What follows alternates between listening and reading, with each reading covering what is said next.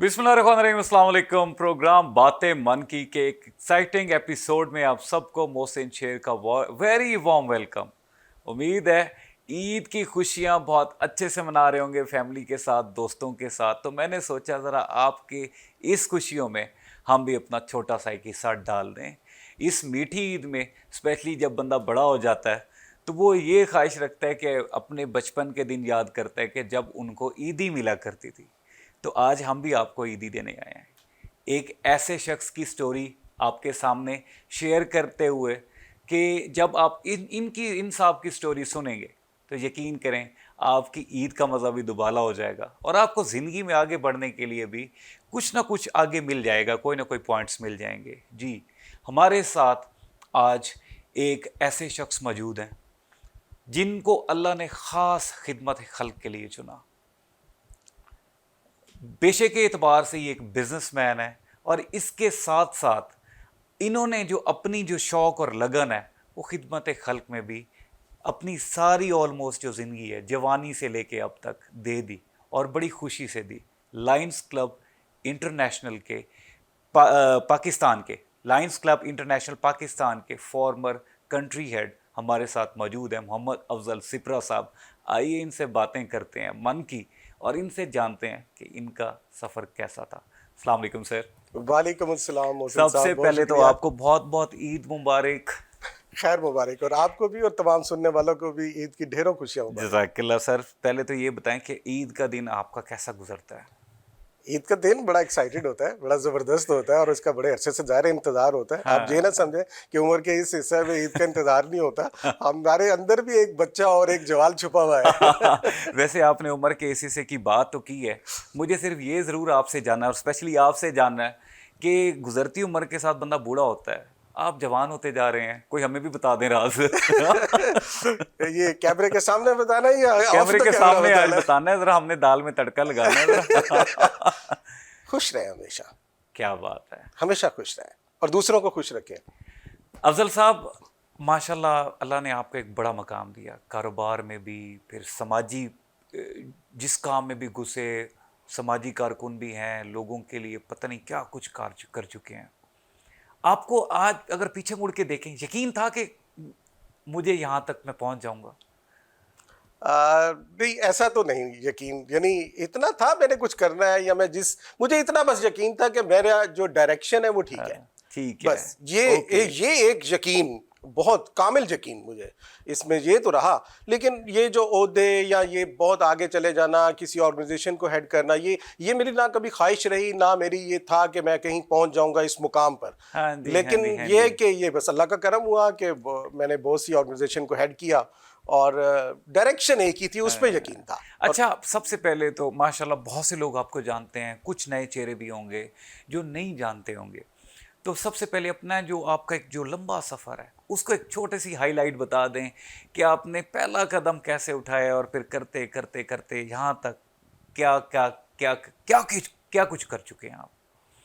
देखिए, जैसे बचपन, जवानी, लड़कपन, ये सारा कुछ करते करते अगर मैं ये देखूं कि जो मेरा बुनियादी तारुफ एक समाजी खिदमत का शोबा बनता है, जी। तो इसका अगर मैं आगाज़ देखता हूं तो ये शायद क्लास 7 से शुरू हो गया था। तो ये अब अजीब, और यही मेरी रीडिंग हैबिट भी जो अगर बनी तो वो भी क्लास 7 से बनी।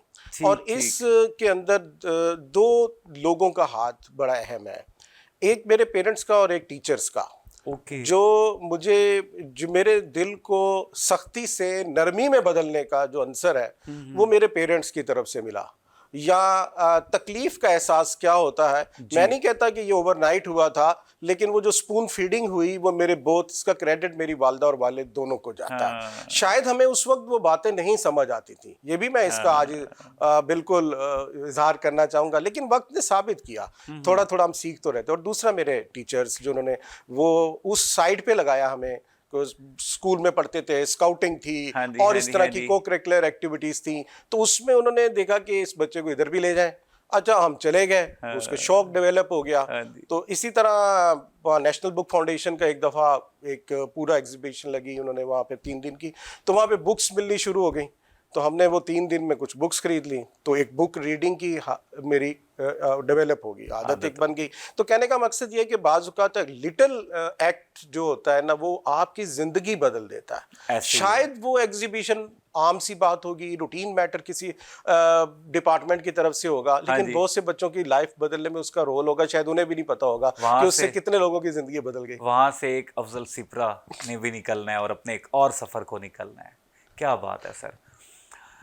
इस मामले में इस सारे सफर में अगर आप पीछे मुड़ के देखते हैं, माँ बाप भी होते हैं, साहब ज़र हैं, बहुत सी कुर्बानियाँ भी इंसान देता है। एक चीज़ है जो बंदा आगे बढ़ते बढ़ते मिस करता है, अपना बचपन। याद आता है आपको? बहुत अच्छी तरह, बिल्कुल आता है। क्योंकि बचपन की यादें तो हर एक के ऐसे ही साथ है, है जी। ऐसे ही है। कैसा था अफजल सिपरा साहब का बचपन, कैसा था? बड़ा अच्छा, जली शरारती भी था। जैसे आप हंसे हैं ना, मुझे समझ आ गई थी कि शरारती ही होता होगा। शरारती भी था, जाहिर है कि उम्र ऐसी होती है, हाँ जी। उसमें आप शरारतें भी करते हैं। घर वालों से छुप के क्रिकेट खेलने भी चले जाते हैं, हाँ। और फिर लेट आते हैं, पिटाई भी होती है, सब कुछ होता है। और बचपन में और भी कई तरह की शरारतें हाँ। जो है ना अपने हम जोलियों के साथ हाँ जी, हाँ आपकी जी, हाँ होती जी। है, किसी का नाम बिगाड़ना, ये वो छेड़खानी, ऐसे ही ये है। चलता है। इसको हाँ मैं जी। कहूँ या मैं अपनी जिंदगी से हटाने की कोशिश करूँ हाँ तो जी, ये हाँ शायद जी। गलत बात होगी। ऐसे और ही है। अगर यही तो खूबसूरती है हमारी जिंदगी ऐसे ही की। है, हाँ, सही मैं कह कहूँगा रहे हैं। मेरे बचपन में जो मुझे चीज़ बड़ी आज तक याद है, वो ये कि मैं शायद बहुत छोटा सा, और एक हमारे घर के करीब एक दुकान होती थी, वहाँ पे किराए की साइकिल मिला करती थी। अच्छा। अच्छा, तो हमें अभी साइकिल नहीं मिली थी, मैं आपको से तो वो एक एक्साइटमेंट थी। तो ईद का दिन है, तो मैं आपको जी ये जी भी बता जी देते जी। हैं। तो वहाँ पर वो एक छोटी सी रेड कलर की साइकिल, मेरे ख्याल इस साइड की होगी। हाँ, तो हाँ। वो मुझे आज भी याद है कि उसके ना 25 पैसे फी घंटे पे वो देता था वो अच्छा। बंदा। तो बस वो उस दिन 1 रुपया मिला था, और 4 घंटों के लिए तो बुक कर ली। बस फिर हमें नहीं पता, और घर वाले ढूंढ रहे थे, और वो फिर जिस तरह वो साइकिल चलाई, हाँ तो जी, ये हाँ देखे, जी। ये आज मैं तो नहीं भूलता इस तरह के बचपन की अच्छा, बातों को। देखें अब भी ये ईद भी गुजर रही है, गुजर जाएगी। एक बचपन की ईद भी होगी। आपकी ईद में और बचपन की ईद में क्या फर्क था? देखें, हमारी ईद थी जिसमें हम अपने पेरेंट्स से अपनी ख्वाहिशात बयान कर लेते थे, हाँ। ठीक है। अब उस वक्त हम भी ये देखते थे कि भाई हमारे पेरेंट्स को हमारी वालदा अक्सर कहते थे आपने सूट नहीं नया बनवाया अभी तक। हाँ। तो हमारे सूट भी बन रहे होते थे, तमाम बच्चों के, हाँ सब जी। के, वालदा के।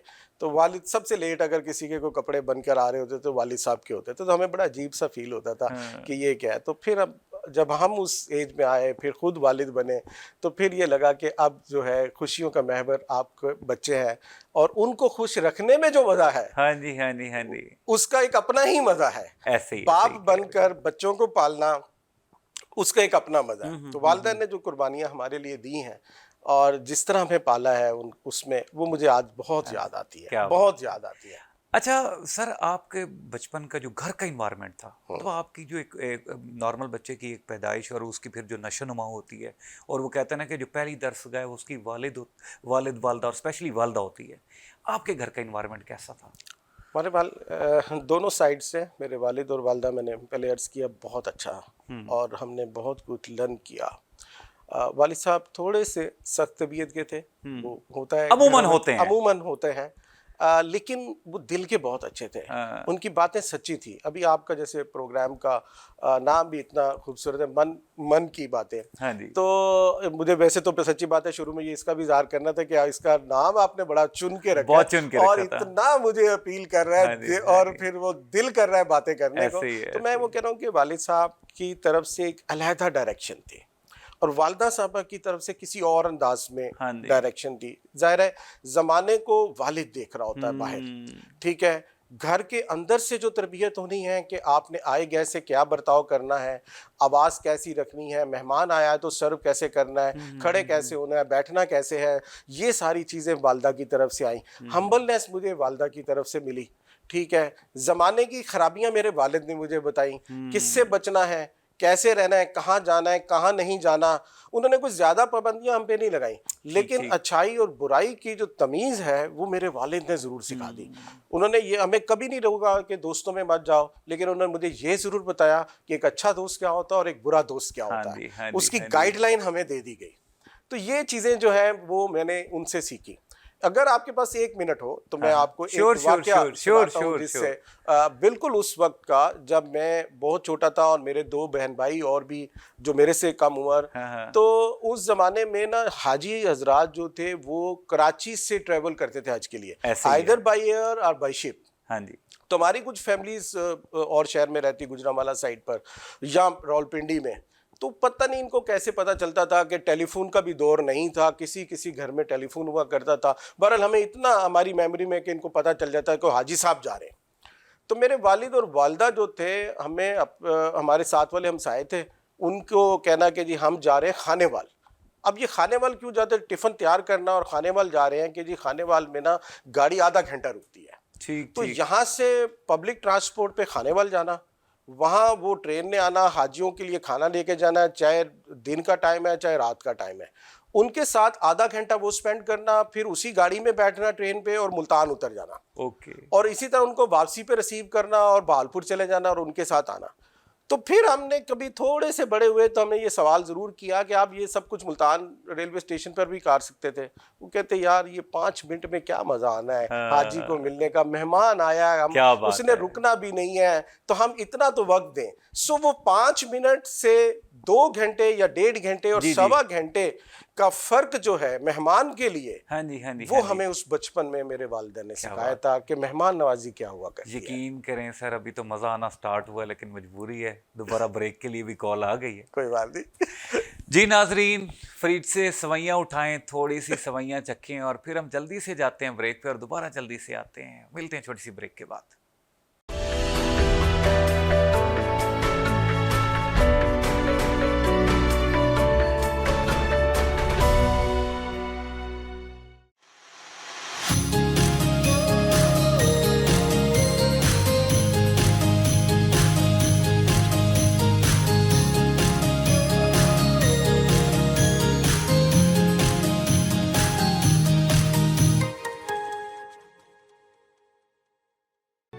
Institute of Southern Punjab Multan, the largest and pioneer degree awarding institute in South Punjab region.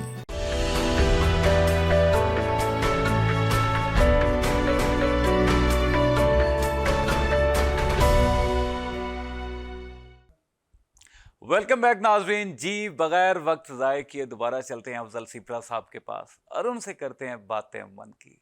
Afzal साहब, स्काउटिंग का एक जो एक्सपीरियंस था आपकी ज़िंदगी में, एक आई थिंक वो पहला एक ऐसा एक्सपीरियंस था जिसमें कहीं ना कहीं आपको डायरेक्शन मिली कि मुझे कहीं ना कहीं इसी रास्ते पे आगे निकलना है, और वो कड़ी आपको फिर यहाँ तक ले आई।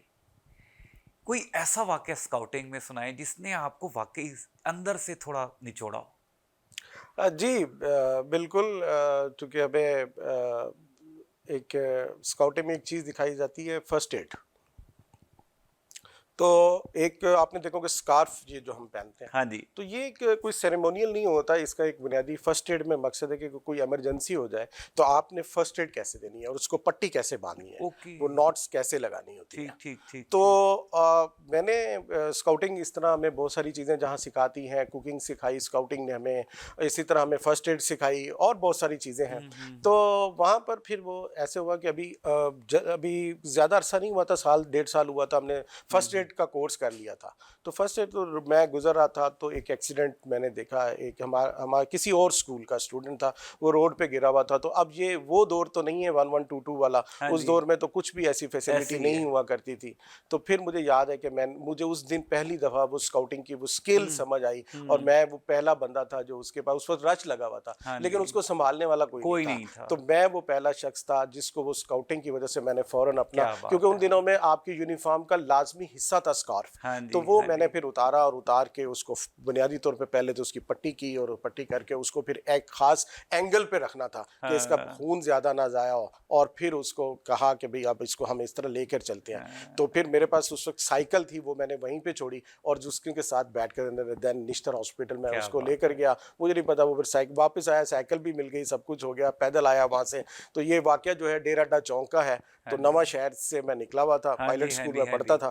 तो ये यानी कि मैं कहता हूँ कि वहां से मुझे एक पहली चोट लगी पहली अंदर चोट लगी अंदर। कि आपको कम्युनिटी को सर्व करना है, और सर्व उसका करना जो है। एक मजा और एक हाँ ना जी, आया ना मुझे सरूर, हाँ जी। वो आज तक फिर उसने पीछे मुड़ के नहीं देखा। वैसे माशाल्लाह जैसे आपने बताया कि आपका बचपन भी काफ़ी शरारती था। अब थोड़ा ज़रा फास्ट फॉरवर्ड चलते हैं, जवानी के दौर में इंटर होते हैं। तो जवानी में करंट होता है, हर बंदे में होता है। आपने अपने इस करंट को किन-किन कामों में सर्व किया? Positive, totally positive. ठीक, ठीक। और उसके कहिए मैंने ज़्यादातर मेरी जवानी का टाइम जो है वो सोशल वर्क पे ही गुजरा है। ठीक है, अच्छा सोशलाइज होने सर, में। एक चीज़ बड़ी ना, मैं जब आपकी स्टोरी ऑलरेडी भी मैंने ये सुनी हुई है, आज तो स्पेशली नाजरीन तक ये बातें पहुंचानी है हमने, क्योंकि शायद कोई एक पॉइंट शायद उनकी ज़िंदगी में एक वे फॉरवर्ड के तौर पे साबित हो जाए। अमूमन जवानी में बच्चे का एक अलग एक फैंटेसी वर्ल्ड होता है, वो कुछ और सोच रहा होता है। आप खिदमत के लिए सोच रहे थे, आपको क्यों लगता है ऐसा कैसे हुआ? जी, मैंने अर्ज़ किया ना कि आपका ब्रॉटअप ऐसा हो गया, आपको आपने बचपन जवानी के अंदर आपको घर से और आपके इंस्टीट्यूट से हाँ, एजुकेशन, हाँ। आपको एक राह मिल गई। अच्छा, एक और चीज़ जो मुझे मिली वो मेरी स्कूलिंग के अंदर और बाकी वो ये थी कि मेरे दो हिस्से, आप यूँ कह सकते हैं कि मेरे सर्कल जो फ्रेंडशिप सर्कल, हाँ, हाँ। वो दो हिस्सों पे मुश्तमिल है। ठीक। एक मेरे हमजोली जो मेरे अ, एज ग्रुप के हैं, ठीक है। और एक वो जो मेरे पेरेंट्स की एज के हैं।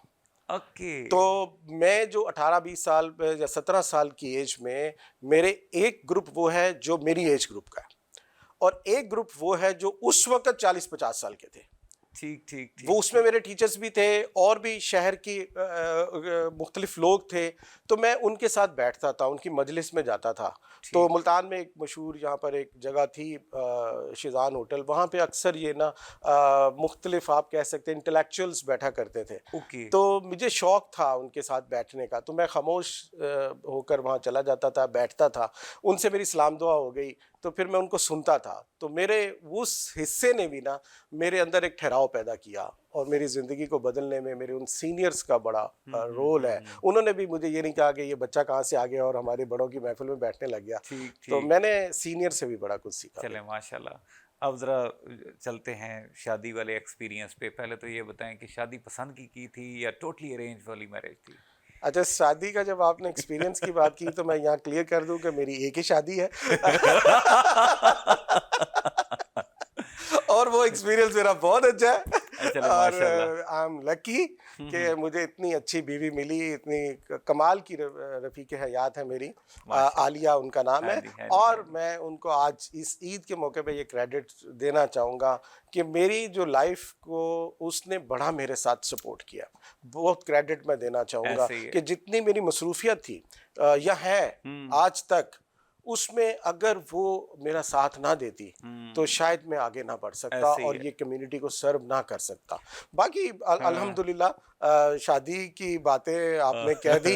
हर घर में थोड़ी बहुत नोक झोंक भी हो नोक जाती है। झोंक तो होती है। वो अच्छा, ना हो वैसे तो एक चीज मजा भी नहीं आपने आता। जैसे पहले बताया कि आपको कुकिंग भी स्काउटिंग से सीखने को मिली, तो ये शादी के बाद कभी खुद कुक किया स्पेशली अपने बीवी के लिए कि आज आप बेगम आप बैठें और आज मैं आपके लिए कुछ बनाता हूँ?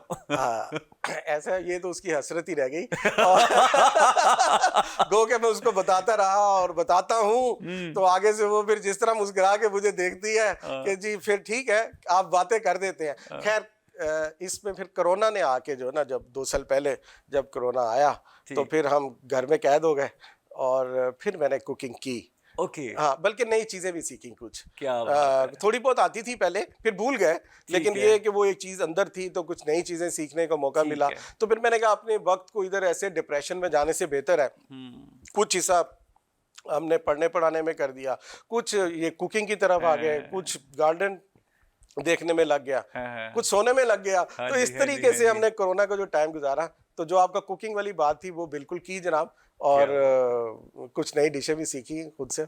अच्छा, स्पेशली एक चीज़ में एक सवाल मुझे बड़ा अपील करता है कि बीइंग अ फादर, एक पहला जब बच्चा होता है ना, और जब आपके कान में आवाज़ पड़ती है कि आपका बेटा हुआ है या बेटी हुई है, आपके कानों में भी ये आवाज़ पड़ी थी, कैसा एक्सपीरियंस था?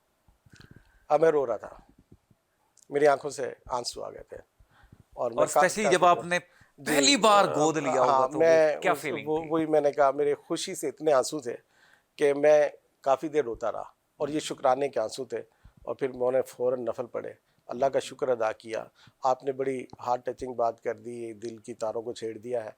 वो मुझे वो कैफियत याद आ रही है। यकीन करें कि ये अल्लाह ताला की तरफ से इतना करम होता है वो आपको, जब आप साहिब औलाद होते हैं, और बेटा हो या बेटी एक ही बात है, दोनों घर में रहमत ही होते हैं। ऐसे ही ठीक है, है, ऐसे तो ही है। अल्लाह ने मुझे पहला बेटा दिया। तो जब माशाल्लाह। वो मुझे याद है वो लम्हा अभी भी, और वो आपके कहने से वो एक तरह फिल्म जो है वो चल पड़ी है। तो इतनी एक्साइटमेंट थी, इतना। तो बस मैं तो यही कहूँगा कि वो जो कहते हैं ना कि अल्लाह की तरफ से ये अमले पैदाइश तो ज़रूर है, हाँ जी, लेकिन मेरी फीलिंग ये है कि कोई फरिश्ता आता है, वो आपके हाथ में वो गिफ्ट दे देता ऐसे है। ही है, ये निज़ाम है, फरिश्तों ने नहीं आना शायद, ये अल्लाह ने एक निज़ाम बनाया हुआ है। ठीक एक है, जिंदा खिलौना अल्लाह ने आपके, आपको दे और दिया। वो आपके पास अल्लाह वहाँ से जन्नत से ही भेजता है, और हाँ, आपके लिए कोई फरिश्ता दे जाता है, और एक आवाज़ बस आती है कि आपके यहाँ बच्चा हुआ है, या बेटा या बेटी जो भी क्या है। बात। तो ये उस रब की करम नवाजी है सर। यकीन करें बहुत मज़ा आ रहा है, लेकिन मजबूरी है, दोबारा फिर हमें ब्रेक पे जाना है। जी नाजरीन, बस थोड़ी सी ब्रेक और उसके बाद फिर दोबारा करते हैं बातें मन की।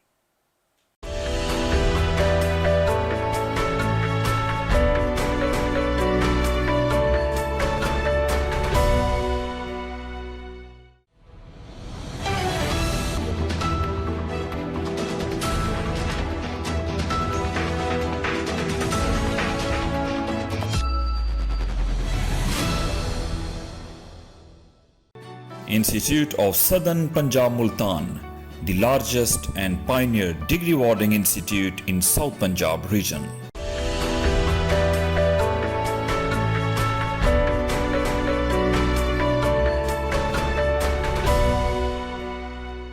वेलकम बैक नाजरीन जी, दोबारा चलते हैं अफजल सिप्रा साहब के पास और उनसे करते हैं बातें मन की।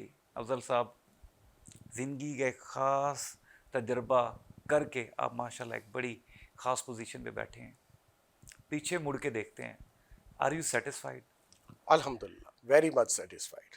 और मैं सरबसजूद हूँ उस रब के हजूर कि जिसने मुझ नाजीज़ और आजिज़ से बंदे से कुछ इस तरह के काम ले लिए जिसका मैं तसव्वुर भी नहीं कर हाँ जी, सकता था, हाँ जी, हाँ जी। जिससे बहुत से लोगों की ज़िंदगी में तब्दीलियाँ आई। हम्म, तो मैं तो सच्ची बात है बहुत सेटिस्फाइड हूँ, बहुत सेटिस्फाइड। अगर कोई मुझे कहे, वो जैसे कहते हैं कि we don't believe on it, कि भाई वो कि जी वो दूसरा जन्म और ये हाँ जी, जन्म तो होना है, वो अल्लाह के हजूर होना है और हाँ अगले जी, हाँ जहान जी, में हाँ जी, होना हाँ है। जी। लेकिन अगर हो तो मैं भी कहूँगा कि मैं दोबारा भी अगर इस दुनिया में आना पड़े तो मैं यही कुछ करूँगा जो अब कर रहा हूँ। अच्छा, एक चीज़ मुझे हमेशा से वो ना अंदर से कैफियत थी जो मैं चाहता था आपसे पूछना, कि बेसिकली आप एक बिजनेसमैन थे, उसके साथ एक समाजी कारकुन भी बने और फिर इस काम को काफ़ी आगे लेके चले।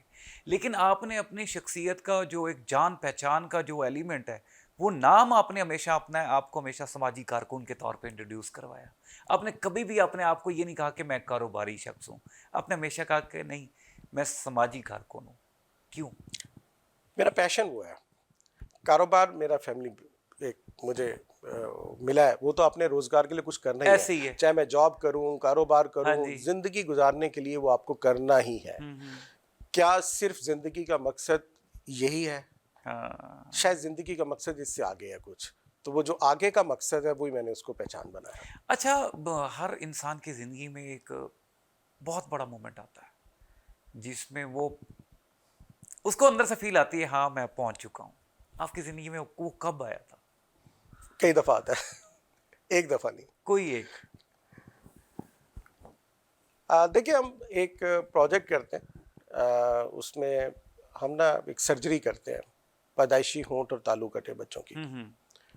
तो वो हम हर साल कर रहे होते हैं अपने फोरम से। तो वो तकरीबन साल में 200 के लगभग सर्जरीज होती हैं और 200 स्टोरीज़ हैं हर साल हमारे पास। लेकिन जो हमने पहला कैंप किया उसमें एक खातून थी जो अपनी बच्ची को लेकर आई थी। उसने जब वो बच्ची को लेकर आई और उसकी सर्जरी के लिए मैं खड़ा था और उसको लेकर अंदर जाना था, उस औरत का वो बच्ची हमारे हवाले करना और फिर अगले 3 घंटे तक उसका बाहर इंतज़ार करना और फिर उसकी बच्ची का सेहतयाब होकर और उसका जो होंठ मुकम्मल तौर पर पैदाइशी कटा हुआ था और वो एक नॉर्मल फेस में जब वो सामने आई, तो वो खातून उस वक्त भी रो रही थी और जब बच्ची हमने उसको एक ऐसी हालत में वापस की जब उसका फेस बिल्कुल ठीक हो गया, तो वो इतना गिड़गिड़ा कर रोई और उसने इतनी दुआएं दी हमें कि बस मैं आपको बयान नहीं कर सकता। उस दिन मैं भी खुद कहीं और पहुंच गया था कि ये आज जिस तरह अल्लाह से मुखातिब हो रही है, अल्लाह इसकी दुआ ज़रूर कबूल करेगा। उसने मुझे अंदर से झंझोड़ के रख दिया था। और शायद कोई लम्हे आपको आज से आते हैं, मैं आपको बताऊं कि आप शायद कि लोग आपको कहते हैं कि आप कहाँ ये टाइम लगा रहे हैं, क्यों लगा रहे हैं। तो उसने अगर कहीं थोड़ा बहुत ऐसी बात भी थी तो उसने मुझे से फिर रीसेट कर दिया कि तुम सही डायरेक्शन पे चल रहे हो इस वक्त। 2 लम्हे होते हैं जब इंसान पीछे मुड़ के देखता है और उसे बहुत से लोग याद आते हैं, खुशी के लम्हे और स्पेशली जब उसने कुछ अचीव किया हो। आपको अपने पेरेंट्स याद आते हैं? बहुत ज़्यादा आते हैं। मैं उन्हें मिस करता हूँ, बहुत मिस करता हूँ। वो आज होते बहुत खुश होते कि हम किस जगह पर हैं, किस मुकाम पर हैं, और ये सब कुछ उनकी वजह से। यानी जो वो चाहते थे कि हम ये करें, हम वो कर रहे हैं। ठीक है, तो मुझे ये है कि आज मैं उस लम्हे में उनको बहुत मिस करता हूँ। तो अल्लाह ने दोनों को जगह भी ऐसी दी कि मेरे वालिद और वालिदा की कब्र भी बिल्कुल साथ है। तो हर जुमे को हाज़िरी देने जाते हैं और उनको सलाम पेश करते हैं, दुआ मग़फ़िरत करते हैं। अब हमारे ज़िम्मे ये काम है, एक दिन हमने भी दुनिया से चले जाना है। अच्छा, हर इंसान की ज़िंदगी में एक मुश्किल वक्त भी आता है, मुश्किल लम्हा जिसमें उसको डू एंड डाई वाली सिचुएशन से गुजरना पड़ता है। आपकी ज़िंदगी में वो मोमेंट कब आया था? और वो फैसला लेते हुए, क्योंकि एक मुश्किल फैसला होता है, आपने कैसे लिया था? किसका सहारा लिया था? अच्छा, वो ऐसा है कि ये उस वक्त हुआ था जब मेरी वालदा की डेथ हुई थी। और ये मैं आपको बताऊं कि मेरी वालदा की डेथ उस वक्त हुई थी जब मेरी शादी भी नहीं हुई थी। ओके। ठीक है, तो वो लम्हा बड़ा अजीब था हमारी पूरी फैमिली के अंदर। तो उसको संभलने में और उसमें करने में वो मेरे लिए, उसने मुझे कुछ अरसे के लिए अंदर से बहुत तोड़ फोड़ दिया था। ऐसे ही। और फिर उसमें मुझे कुछ काफ़ी वक्त लगा, इसको आप कह सकते हैं 1 साल लग गया मुझे अपने आप को दोबारा से संभालने में। अब कैसे होगा, क्या होगा, फिर कैसे होगा। मैं वो 1 साल या वो वक्त जब मुझे वो खबर मिली कि वालिदा अब साथ नहीं है, तो मैं उस वक्त शहर में भी नहीं था। हाँ जी, हाँ जी, तो हाँ जी। वो लम्हा और वो 1 साल उसने मुझे बहुत झंझोड़ के रख दिया था, वो मैं नहीं भूल सकता। अच्छा, एक तो ना स्पेशली जब इंसान खुद अचीव करता है उसको बहुत अच्छा लग रहा होता है। दूसरा, जब उसका बच्चा उसके सामने अचीवमेंट का एक मेडल हासिल करता है तो उस वक्त उसको कैसा लगता है? क्योंकि ये बात मैं इसलिए पूछ रहा हूँ, रिसेंटली आपके बेटे ने गोल्ड मेडल हासिल किया माशाल्लाह अपने डिग्री प्रोग्राम में। अल्हम्दुलिल्लाह। तो आप ये देख रहे थे, जी, कैसा लगा? बहुत अच्छा लगा। जाहिर है कि बच्चा, मैं उस दिन अपने आप को, उस दिन मैंने समझा मैं कामयाब हो गया। क्या बात है। वो लम्हा था जब मुझे असल सेटिस्फेक्शन हुई मेरी ज़िंदगी में। मेरे अपने ज़ाती अवार्ड्स या मेरी अचीवमेंट एक साइड पर रह गई थी, सब उसके नीचे हीच हो गई थी। आप कामयाब उस वक्त होते हैं, 2 ही लोग खुश होते हैं। उस्ताद अपने शागिर्द को आगे बढ़ता हुआ देखता है तो खुश होता है, और वालिदैन अपने बच्चे को अपने से आगे बढ़ता हुआ देखें तो खुश होते हैं। तो मुझे याद है कि ये थोड़े दिन पहले हुआ, ये गोल्ड मेडल मेरे बेटे को मिला उसने, तो अल्लाह का बड़ा शुक्र। तो मैं बल्कि आपसे शेयर करूं कि मैं पेरेंट्स इंक्लोजर बना हुआ था, वहाँ बैठा हुआ था। ज़ाहिर है शहरदारी है, वहाँ की मैनेजमेंट के बहुत से लोगों ने कहा कि सर आप दूसरे इंक्लोजर में आ जाए, जो VIP इंक्लोजर है या शहर के कुछ और लोगों के लिए। तो मैंने कहा, मैं 4th रो में बैठा हुआ था, मैं और मेरी मिसेज। मैंने कहा, मैंने जेब से वो कार्ड निकाला जो हमें दिया गया था पेरेंट्स के लिए। तो मैंने कहा नो, आज मैंने यहाँ बैठना है, जो मुझे यहाँ बैठने का मजा आ रहा है ना इस वक्त, आप फील ही नहीं कर सकते। हाँ जी। और मेरी बेगम की भी इसी तरह एक्साइटमेंट सी, वो वीडियोस बना रही थी वहां से बैठ के, उसको जी। आगे कर रही।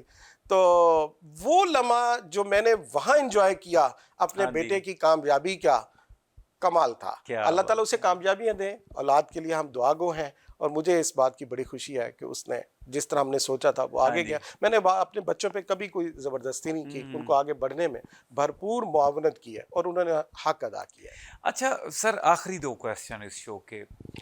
हमारी कौम के बच्चे भी देख रहे हैं इस वक्त, और आपको पता है कि हमारी कौम इस वक्त किस दौराए पे खड़ी है, किन किन हालात का सामना है हमें, इंटरनेशनल प्रेशर्स हैं। ऐसी सिचुएशन में हमारी कौम के इन नौजवानों को क्या पैगाम देंगे आप? मैं पैगाम तो देखें जी, बल्कि बड़ा अच्छा किया कि ये पैगाम मेरा बनता भी नौजवानों के लिए, और अक्सर यूथ डेवलपमेंट मेरा एक शौक़ है कि मैं यूथ के लिए बड़ा कुछ हाँ करने जी। की ख्वाहिश रखता हूँ, हाँ तड़प जी। रखता हूँ।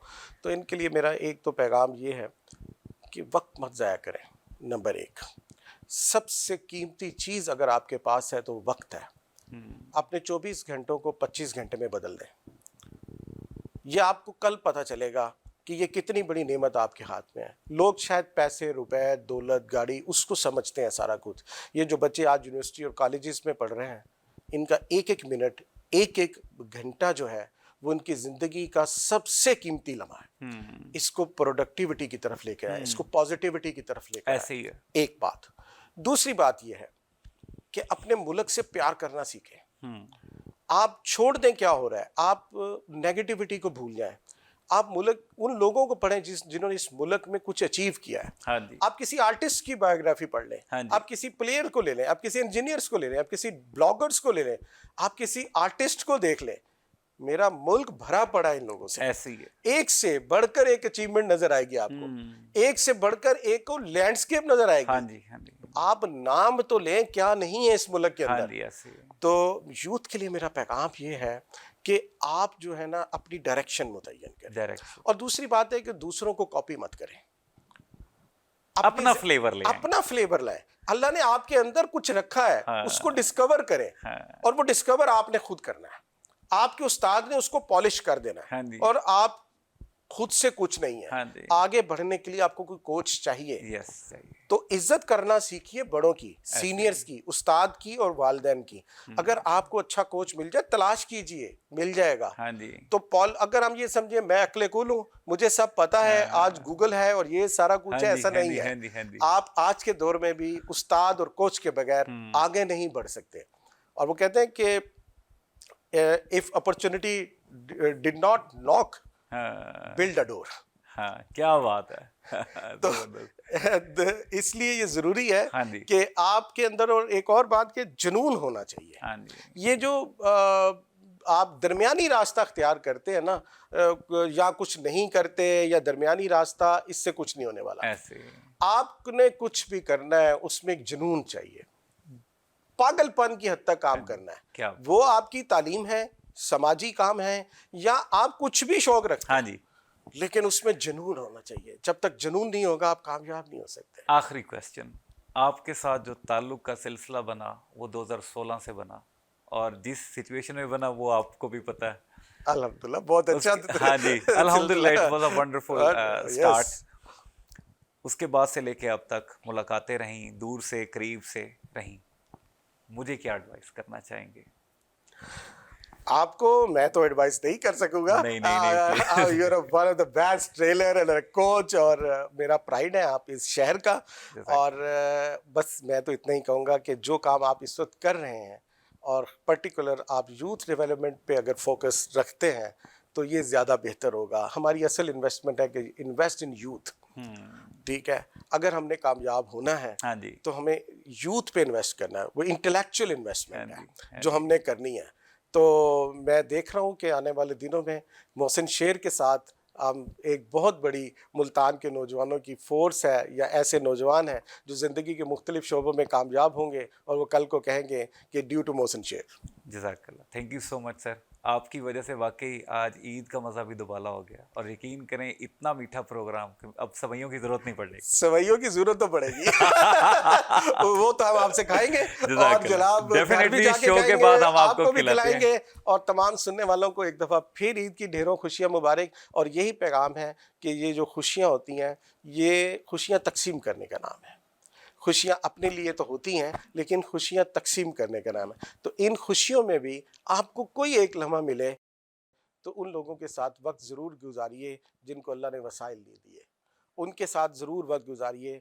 आप ईद पहले दिन की है, दूसरे दिन की है, तीसरे दिन की है, मैं कहता हूँ ईद के पूरे हफ्ते में आप किसी दिन मुल्तान में SOS विलेज चले जाइए, चिल्ड्रन हॉस्पिटल चले जाइए, चिल्ड्रन हॉस्पिटल के किसी एक वार्ड में जाकर बच्चों में गिफ्ट तकसीम कर दीजिए और अपने बच्चों को साथ लेकर जाइए, अकेले मत जाइए।